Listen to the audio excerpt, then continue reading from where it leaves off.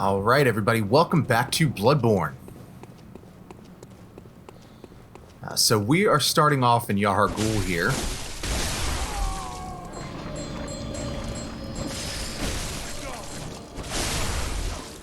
But we are not actually going to go into Yahar Ghul yet. That won't be for a couple of episodes now. What we're going to do is we're going to come up these stairs, and this is the cathedral that the person in the Forbidden Woods was talking about when we got the tonsil stone. We also visited this area a little earlier when we defeated those two hunters that were out there, and that's where the two executioners are at.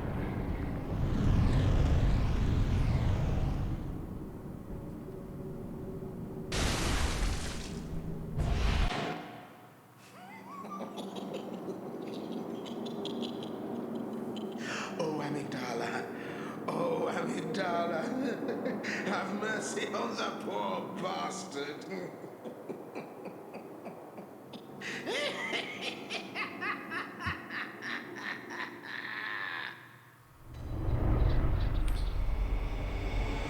So what you want to happen is you want to stand there in front of that door, and the Amygdala is going to pick you up and transfer you to the Nightmare Lecture Hall. And we'll light that lamp, come through this door, and we'll talk to somebody on the other side here.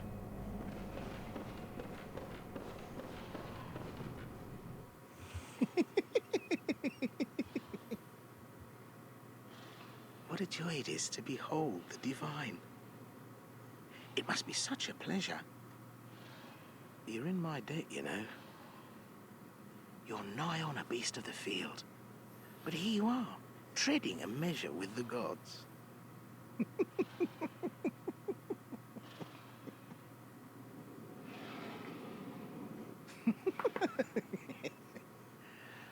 Are your feet as fat as your wits? Oh, cease this dithering. Take the plunge. Throw yourself to the wolves.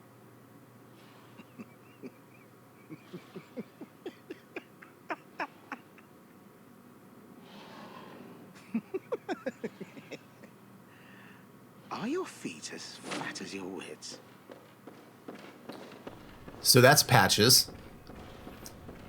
He is the one who gave us the tonsil stone in that area. He will actually appear in a few different houses, from what I understand. I've never talked to him in another house other than the one in Forbidden Woods, because that's pretty much always the one that I get to first whenever I do my playthroughs. But from what I understand, he can appear in a few different houses. I'm just not sure exactly which ones. So the lecture hall here was once a part of Bergenworth. Now, I don't know where it would have been in that area that we were exploring when we were actually in Bergenworth proper. So I don't know where it would have connected. But everything that is presented here in the environmental storytelling, just by how this looks, the student uniforms that these enemies are wearing, they all point to this being an actual part of Bergenworth. And what's kind of thought to have happened was this part of the building was ripped into the nightmare from the real world, and that's why you can't actually access it from the real world. You have to be taken here by Amygdala, and you have to have that tonsil stone to get transported here, because otherwise Amygdala will just kill you. And he might not even kill you, he might just cause you to frenzy a whole lot, which typically kills you anyway, depending on your insight level and how much frenzy resistance you have.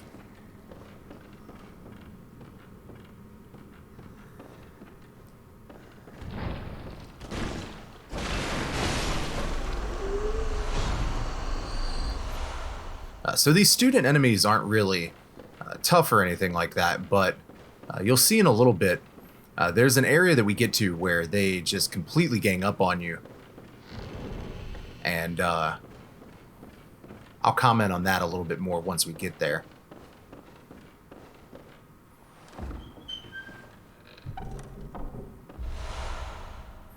And right there is some red jelly. That's going to be used to get into later levels of the Chalice dungeons later on.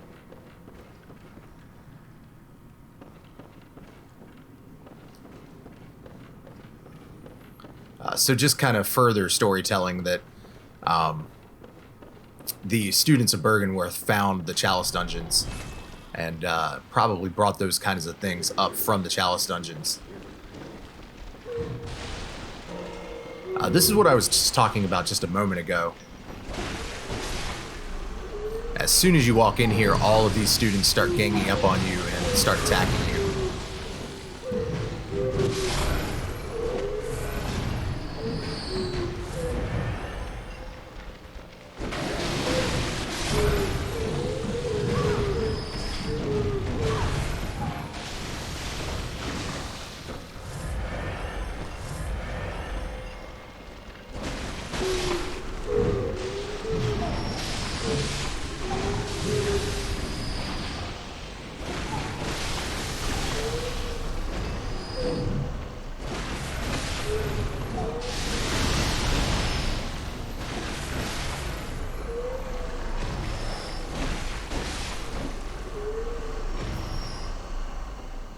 And if you saw while I was fighting them, the animations started to become really, really choppy. So it's almost like this game cannot handle that amount of enemies on the screen. And that pretty much happens anytime that I actually come in here.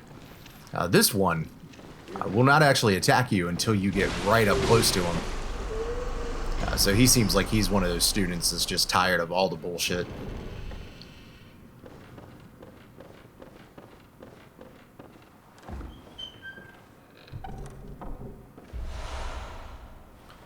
And that is the Augur of Ebrietas, or Ebrietas.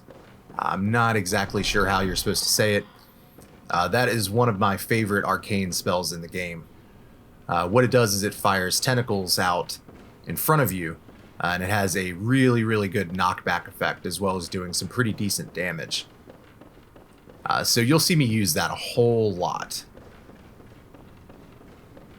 But after you're done exploring everything in here, just come out this door,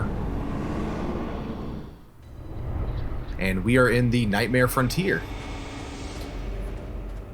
I said in a previous episode that I thought the lamp in Forbidden Woods was pretty hard to find, and that there was another one that I thought was pretty hard to find.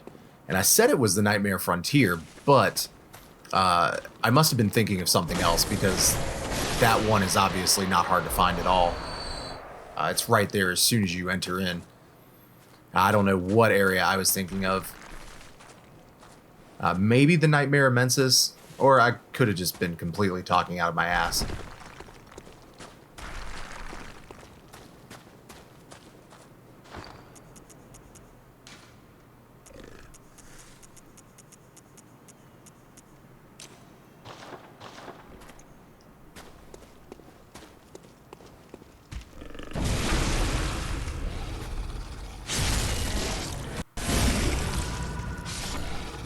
So yeah, you'll see right there, if you can sneak up on an enemy and get behind them, fire the Augur of Ebrietas at them, it will allow you to get a visceral attack on them. You can interrupt attacks with it and get viscerals. I use that a lot. And it only costs 1 Quicksilver bullet to do, so it's almost like firing your gun, but it is a little bit slower. It's got some wind up to it. Down there is the shortcut, which we will get later on.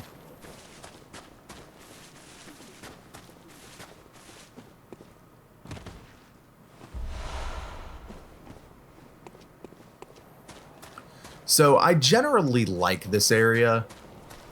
This is a really good spot for PvP. I still get random PvP matches every once in a while in here.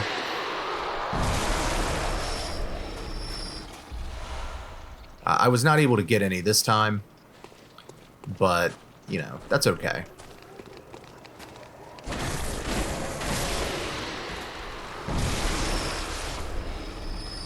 So yeah, Augur of Abretus just takes care of those guys in like one hit and knocks them back. It's really, really good.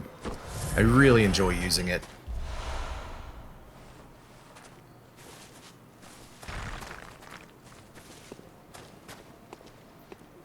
We're going to come over the little bridge here, and you're going to hear the bell ringing lady over there. That's signaling that this is a PvP area, and she will draw other hunters into the world here. And we're also going to run into a couple of hunters down here that are NPCs.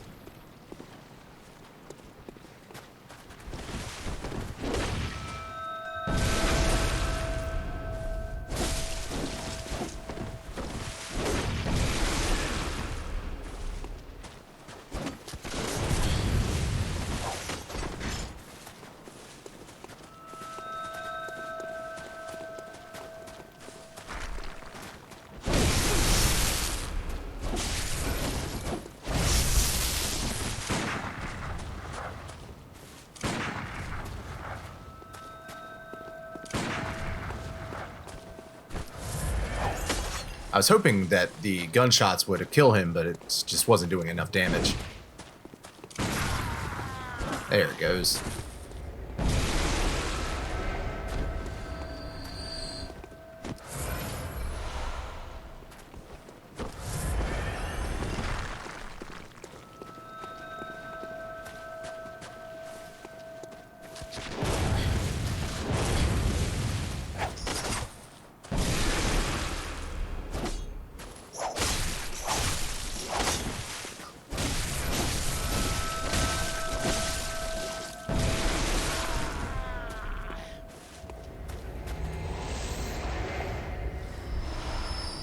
So yeah, I really love that spell. It's just a lot of fun to use, and I know I've said that before, but I just wanted to say it again. It's a lot of fun to use.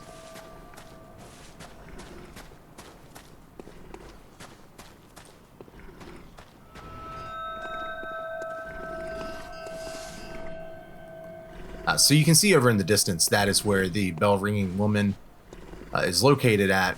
And we're actually going to go kill her in a little bit, because if you don't want to be involved in PvP or anything like that, you're going to have to kill her before people will not be able to invade you again.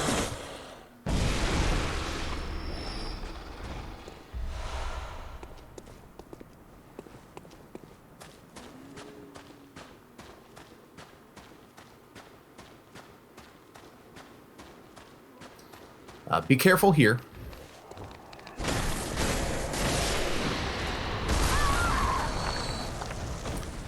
I forgot that the troll guys can hit you from here.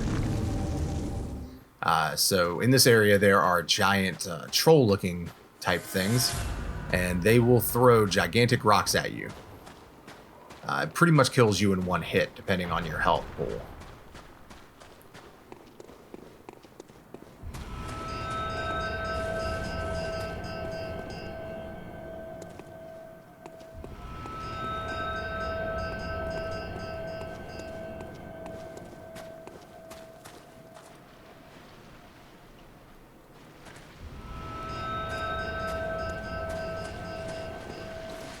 And now that we are down a little bit further here, this is the second poison swamp area of the main game.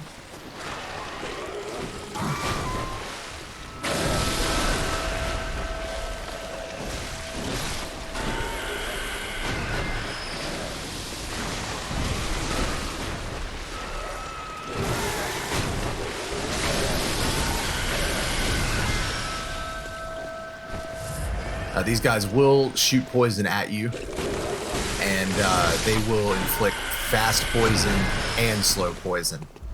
So just got to be really careful of that. There are a few places you can grab some antidotes in here, but being able to buy them, you should want to come in here with them already pretty stocked up. So we'll take care of the bell ringing lady here.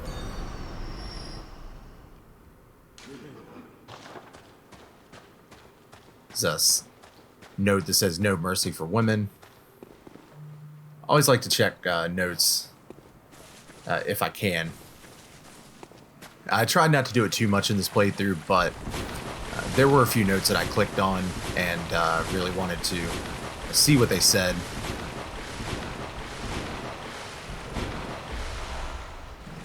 Of course, this will hamper your movement speed a little bit, like most of the Poison Swamp areas in FromSoft games. I don't know if rolling really gets you through any faster. It always kind of seems like it does to me. But if you run, you can speed up the process just a little bit. And you can see the shadow over there of a giant throwing the boulders at me.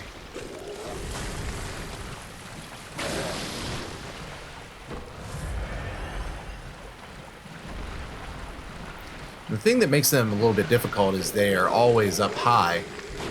So you have to actually find a way to get up there before you can do anything about them. Until then, you just have to try and avoid it as best you can.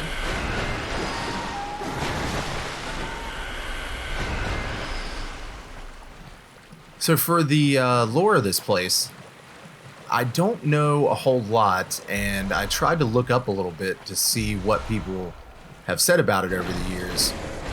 And the thing that seems to be mostly agreed upon is this is a recreation of the real world, but of course it's in the Nightmare. And of course the Nightmare is created by the Great Ones to imprison hunters and other people who have, from what I can tell, wronged them in some way, shape, or form. As for what real-world place is being recreated here, a lot of people are theorizing, or have theorized over the years, that this is what Lauren used to look like. And Lauren is, of course, an area that we go to in the Chalice Dungeons. And the reason that people think that is because you can find the same enemies here that you can find in those Chalice Dungeons. Not necessarily these Poison Swamp monsters that are down here, but the beast that we fought when we first arrived in the area is called the Lauren Silver Beast. So, just because of the fact that they're here, and the fact that they're in the Lauren dungeon, pretty much points to the fact that this may have been Lauren at one point.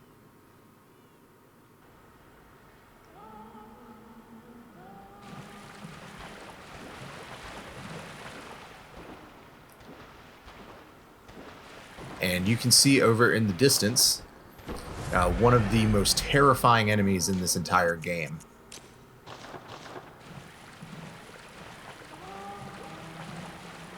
Just by being in their sight, you will get frenzied.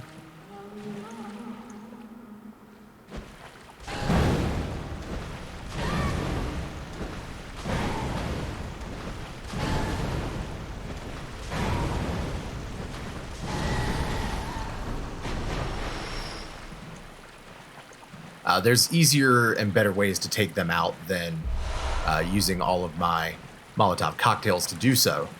But we'll get the chance to do some of that a little bit later on. The item that we just picked up is the Messenger's Gift.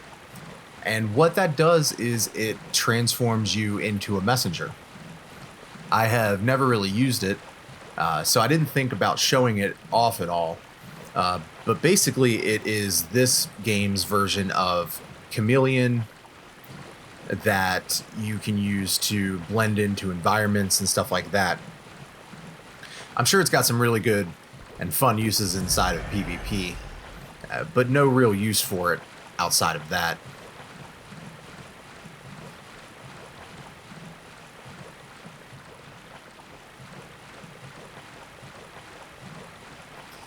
So back to the theory that this is Lauren. I like that. I pretty much think that that's exactly where this place comes from. It makes the most sense to me anyways.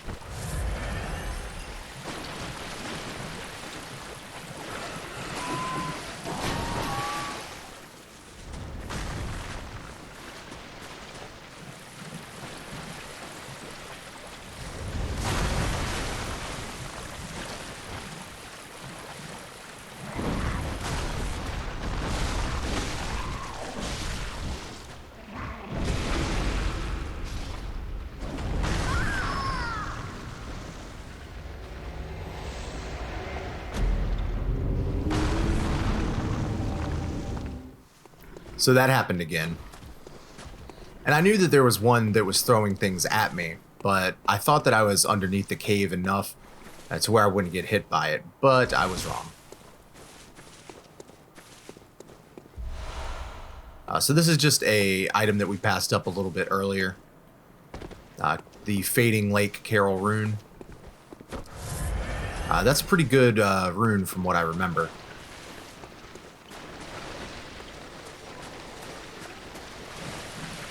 You see up there to the a little bit up and to the right. That's the guy that probably hit me the last time.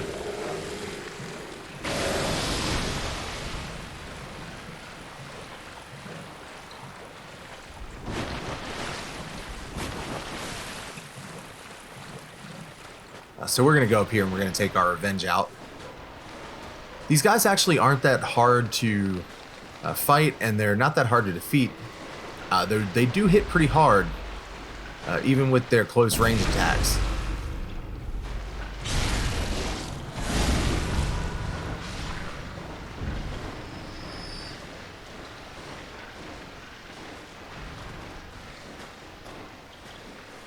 You can see there, even though I am way high up and he's not going to hit me, he just decides to continue throwing his rocks at me. That is another Carol rune. That one is also pretty good. Really, all of the runes that you can find in this game are really, really good. I thought that was a really good system that they implemented.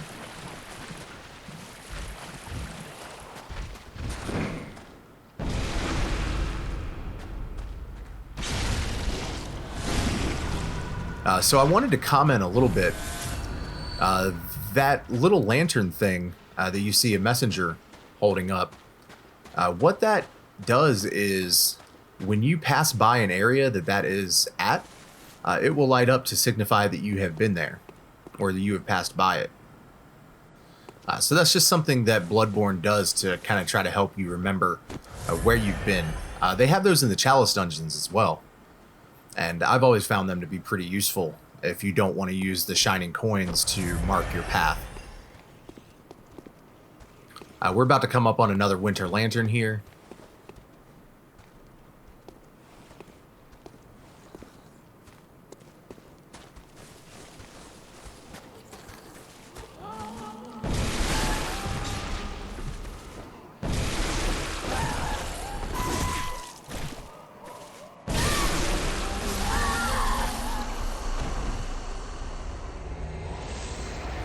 So I ended up dying here, and I cut it out, but I went to the Hunter's Dream and got some more blood vials. Used some kin, cold blood, and all that stuff to give myself some blood echoes so that I could go back and not be completely running out of blood vials by the time I got to the boss here. The thing with the Winter Lanterns is they can cause frenzy so quickly, even if you don't have a whole lot of insight. And I have a bunch of sedatives that can counteract the frenzy, but for some reason it takes a long time to use the sedative.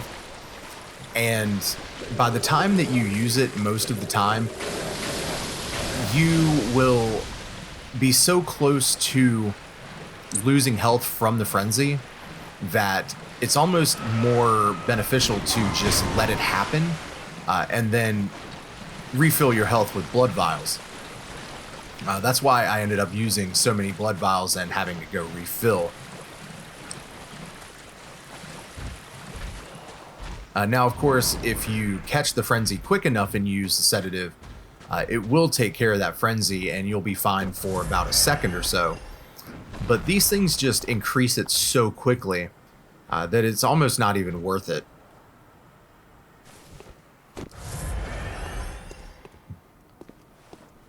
And you saw that using the Augur of Ebritus actually knocks them back. So this is a really good way to try to fight these guys. Also, if you have a heavy weapon, if you hit them with it, it will stagger them pretty well. Unfortunately, I am not using a very heavy weapon at the moment, so I don't have that option. I'm actually kind of glad that I died there, though, because this Winter Lantern picked up my souls.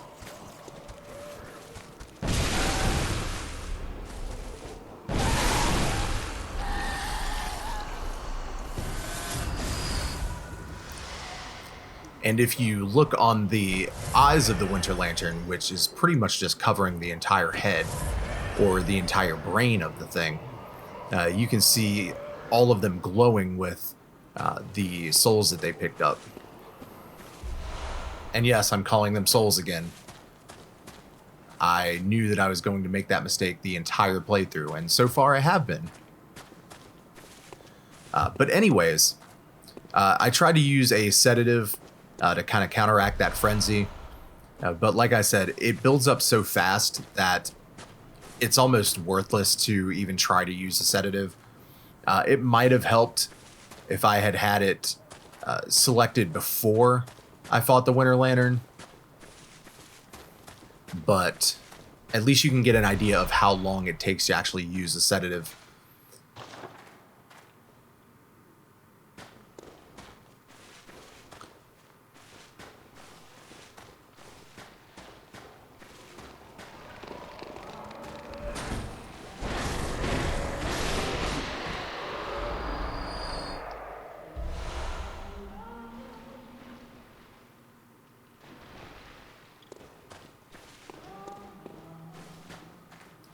Of course, that little song that you hear, that is the Winter Lantern singing to you.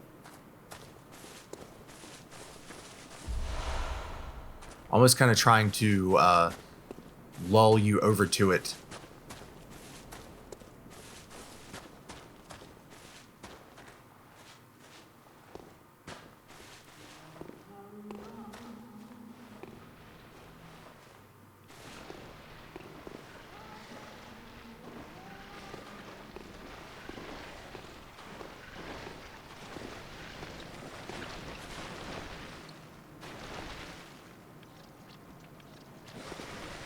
And I was actually kind of trying to find the Winter Lantern because I didn't see it outright.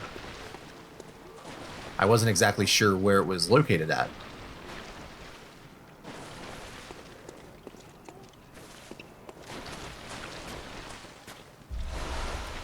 And over across this bridge here, that's where we're going to go and fight the boss.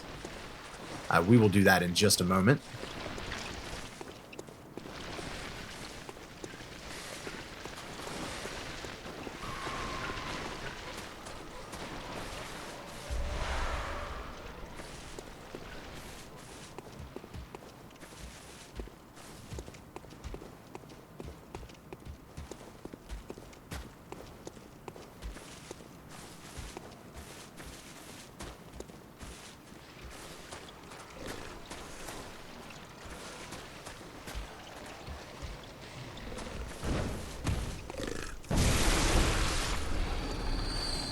And that's the enemy that I was talking about earlier. That is the Lauren Silver Beast.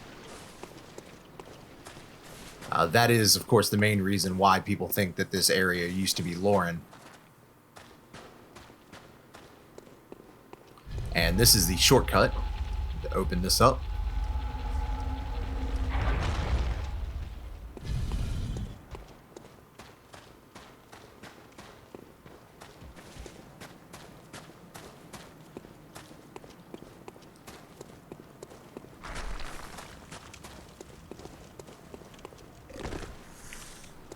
I don't know what I was doing there. Just kind of got screwed up walking off the edge there.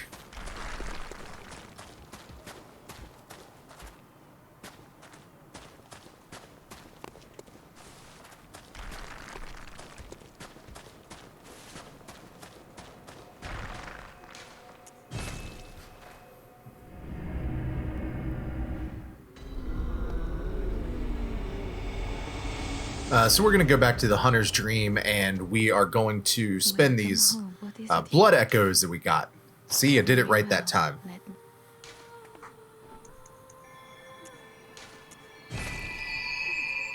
So we've got like 33 arcane. So I've been working on getting my stamina and my health up a little bit. But we're going to continue putting points into arcane. Really like to get up to 99 arcane, hopefully.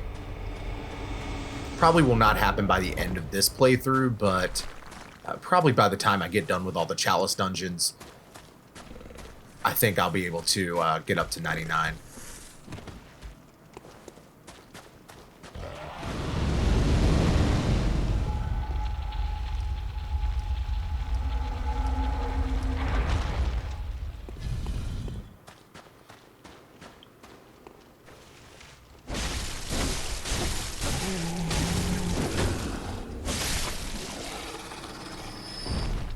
And I haven't said much about it, but I really like the way that Bloodborne decided to handle the shortcuts of their areas. It reminds me a lot of Dark Souls 1 in that the areas like to loop back in on themselves. So it just makes the geography and the environment make a whole lot more sense than it does in games like, you know, Dark Souls 2, for instance.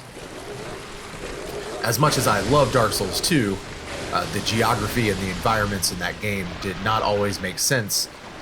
And that's not something that I really care about, as Dark Souls 2 is one of my favorite games in the series. Might even be my favorite after Bloodborne and Demon Souls. Sometimes, depending on my mood, you know, Dark Souls 2 I might like a little bit more than Dark Souls 1, or Dark Souls 1 I'll like more than Dark Souls 2. Really just depends on the day and my mood, I guess. But I will always put Bloodborne above all of them.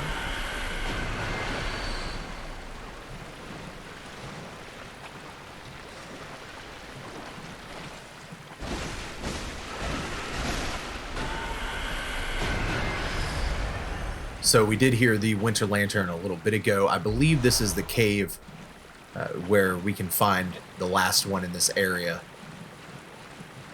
And this is also the one who was doing the song a little bit earlier that we were hearing.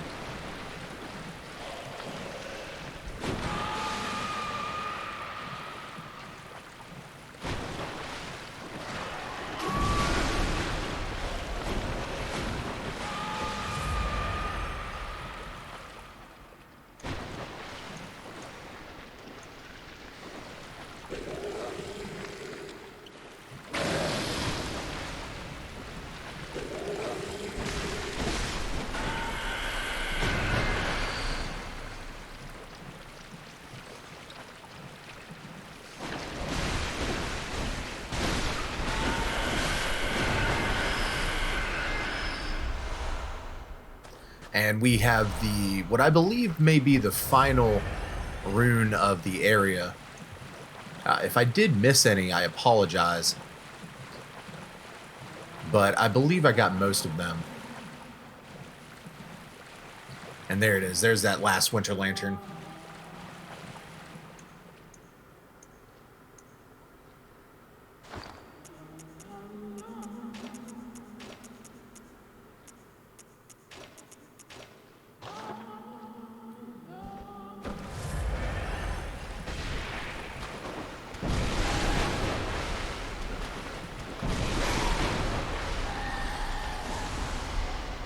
So yeah, I tried to be able to access the sedative a little bit quicker there to see if I could hit it a little bit faster and not have to take damage, but unfortunately it just was not the case. The frenzy just ticks down way too quickly.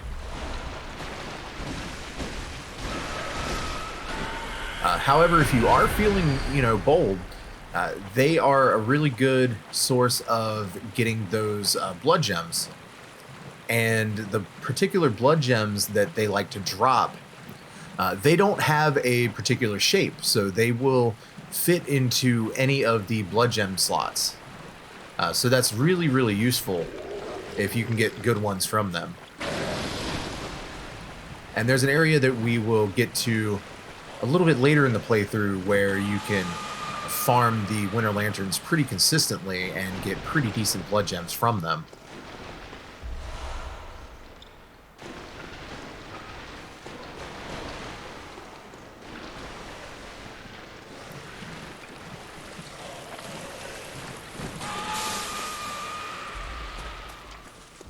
So now we are going to fight Amygdala.